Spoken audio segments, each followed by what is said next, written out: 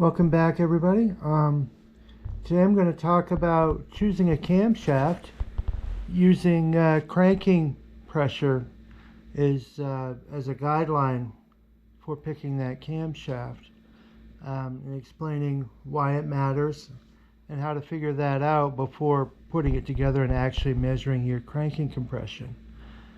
The first one, why it matters, is because when cranking compression is too high, the engine becomes too detonation susceptible, and so you end up needing a lot more octane. So as a general rule of thumb, 180 psi cranking compression is about where you want to be with pump premium gas.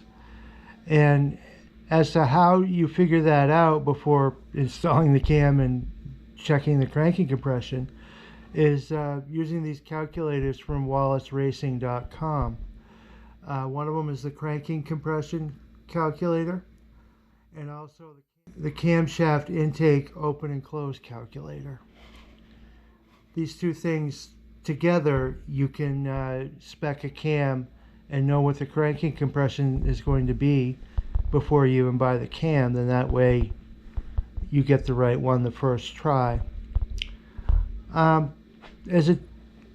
The way this works is based on intake valve closing, and the way intake valve closing is measured is in degrees after bottom dead center.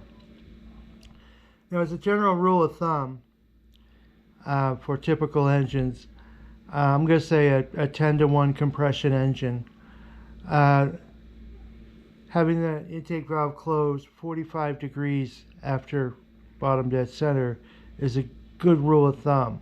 Maybe as much as 48 degrees to be safer.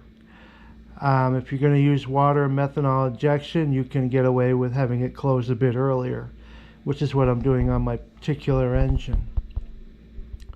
Some things that are good to know is that as far as like LSA, a narrow LSA tends to close the intake valve earlier, which increases the need for higher octane fuel.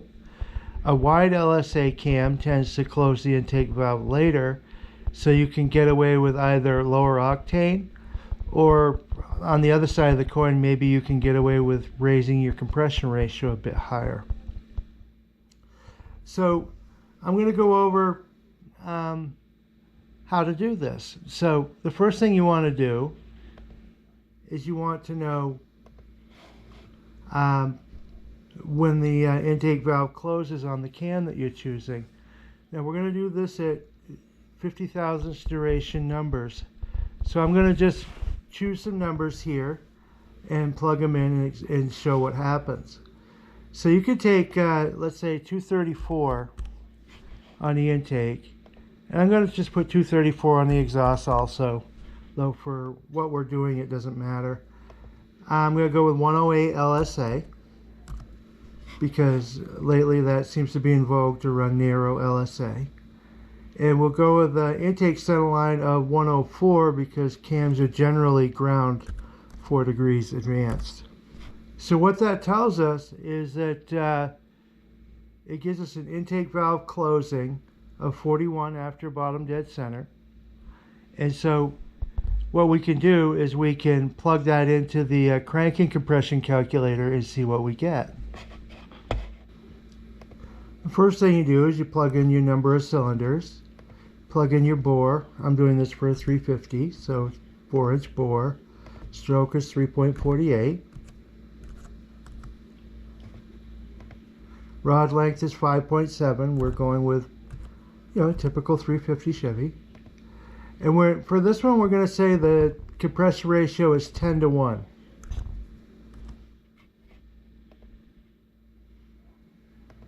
And as we said, intake closing of 41. It asks for barometer. I'm going to go 29.9, which is almost what it is at sea level. And what it shows is that the cranking pressure with a pressure gauge will be 195.76. So this would be rather high for pump gas, though it would be well within reason if you were running race gas. So this is probably not appropriate for a street engine. But what can we do? You can go with a different camshaft. So let's see what happens when we reduce the compression ratio with the same cam. We're going to say 9:1.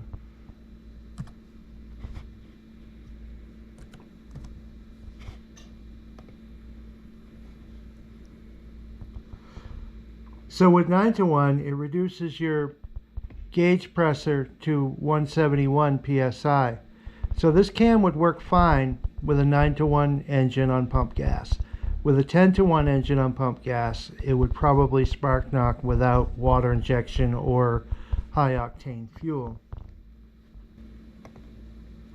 So what's another thing that we can do besides lowering the compression ratio? Let's say your engine is 10:1 and you're not going to change it. So another thing you can do is you could say, well, let's try a different LSA, since a wider LSA reduces cranking compression. So let's put this at 114. Okay, so the result at 114 LSA is your intake valve closing is 47 after bottom dead center. So let's see what happens when we change that.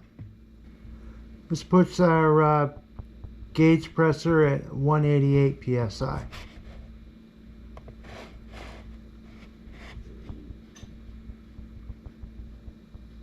88 psi is still a bit high.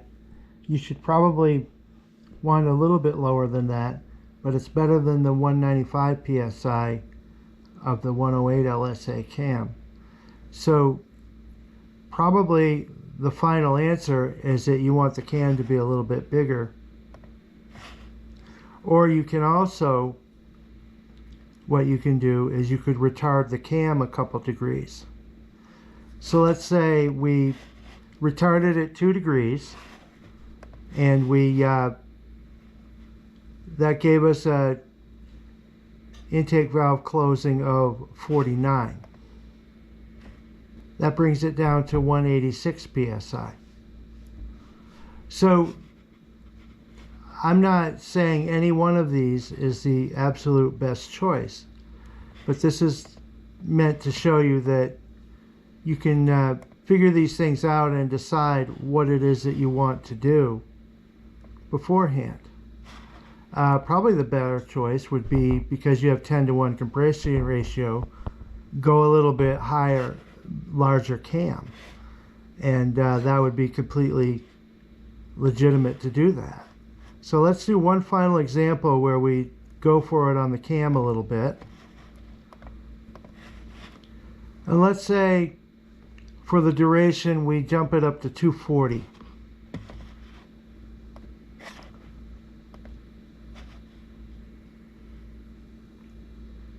And the result is a gauge pressure of 192.4. So at this point, we figured out that the narrower LSA is always going to give a higher cranking compression.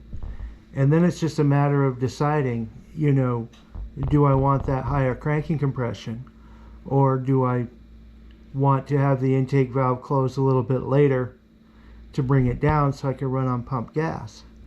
But the use of these calculators gives you an intelligent decision point to work on rather than just guesswork. And I think that's the real take-home point to this exercise. So I wish you all well. Good luck with figuring all this out, and take it easy.